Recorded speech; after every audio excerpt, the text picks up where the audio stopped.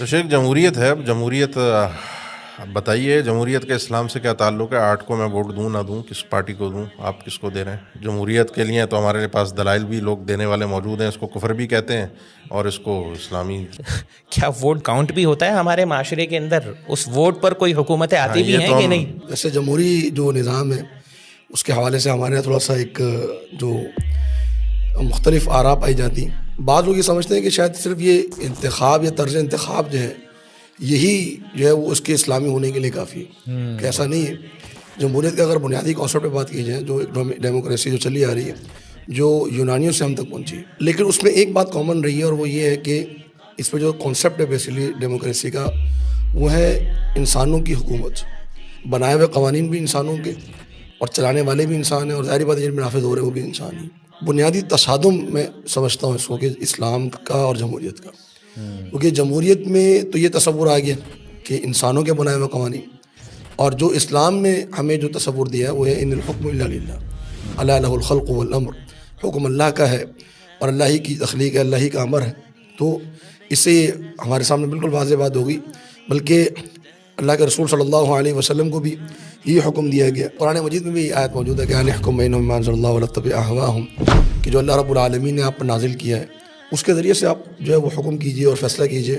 اور اس کے علاوہ جو بھی حکم ہے اللہ رب العالمین کے حکم کے علاوہ، اس کو حکم الجاہلیہ قرار دیا گیا. افحکم الجاہلیۃ یبغون ومن احسن من اللہ حکما لقوم یوقنون، کہ کیا جاہلیت کے حکم کو یہ لوگ تلاش کر رہے ہیں، طلب کر رہے ہیں، جبکہ اللہ رب العالمین سے بہتر حکم اس قوم کے لیے ہو ہی نہیں سکتا جو اللہ پر ایمان لائی ہو. صحیح. تو اللہ رب العالمین کا حکم ہے اصل، اور اسی کی تنفیذ ہونی چاہیے.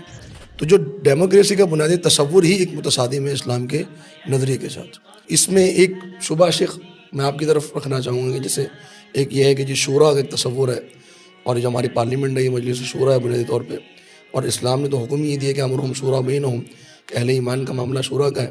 تو کیا آپ کو لگتا ہے کہ یہ دونوں سیم چیزیں ہیں؟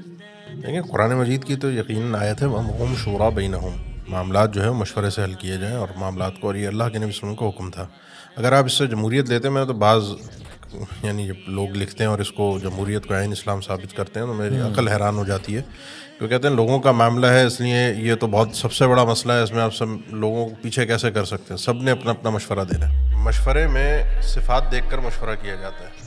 یہ آیت جس شخصیت پر نازل ہوئی وہ تھے محمد الرسول اللہ صلی اللہ علیہ وسلم. انہوں نے کس کس معاملے میں کس کس سے کیا کیا مشورہ کیا. کیا حکومت کے معاملے میں سیدنا ابوبکر کی تعیین میں مشورہ کیا، سیدنا ابوبکر صدیق نے مشورہ کیا، سیدنا عمر بن فاروق نے شورا بنائی کہ آپس میں عوام سے سب سے. تو وہ تو آیت کا اس کا مطلب مفہوم ہی نہیں ہے جو مفہوم میں اب دنیا کے سامنے پیش کر رہا ہوں. کیونکہ جمہوریت تو گنتی ہے، شریعت تولتی ہے، شریعت صفات دیکھتی ہے. تو شورا میں مشورہ میں یہ ہوتا ہے کہ جو صاحب مشورہ ہو، صاحب معاملہ ہو، صاحب بصیرت ہو، اس سے مشورہ کیا جاتا ہے، اس سے پوچھا جاتا ہے کہ جی اس مسئلے میں کیا کرنا چاہیے. یعنی میرے سے کوئی اسلام اہل الحل والعقد، جس کو اہل الحل والعقد، جو سمجھدار عقل مند جن کا معاملے سے لین دین ہے، تعلق ہے، مخصوص طبقہ، وہ زیادہ بہتر ہے بنسبت اس کے کہ ہم یہ بریانی کی پلیٹ پہ اور قیمے کے نان پر اور ایک نعرہ لگا کے جو ہے نا وہ صبح کو یا تعصب پہ یا قوم پرستی پہ جا کر ووٹ دیں اور اس کو ہم کہیں یہ جمہوریت ہے. انتہائی ضلالت ہے، قباحت ہے. یعنی گراؤنڈ ریئلٹی بھی تو دیکھیں نا، ہم کیا جس زمین پر رہ رہے ہیں وہاں ارض الواقع میں چل کے آ رہا ہے. ہم تو ایک جمہوریت کا ایک وہ بڑا خوبصورت تصور بنا کے نہیں، سب مشورہ اور سب کچھ، یہ حقیقت میں ہو کیا رہا ہے آپ اس کو بھی تو دیکھیں.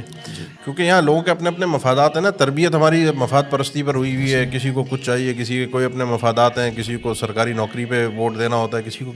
تو نتیجہ یہی نکلے گا جو آج آپ کے سامنے اس گندی سیاست اور گندی حکومتوں کے ذریعے سے نکلتا ہوا آ رہا ہے. کلمۃ حق نرید بہ الباطل، میں تو یہ بھی نہیں کہوں گا کیونکہ کلمۃ حق تو تھا لیکن اس سے کوئی مناسبت ہی نہیں ہے. اس آیت کا اس مسئلے کے ساتھ کوئی تعلق ہی نہیں ہے. یعنی یہاں پہ یہ واضح ہوا کہ امرہم شورا بینہم یا شاورہم فی الامر، اس سے مراد یہ جو مجلس شورا اور جو پارلیمنٹ کا جو یعنی جو صاحب معاملہ لوگوں انہوں نے مشورہ کرنا ہے. ہر ایک آدمی کے بولنے کا تھوڑی ہے کہ ہر آدمی اپنے اپنے مفادات کو سامنے رکھتے ہوئے جس کو مرضی ہے اس کو ووٹ دے دے.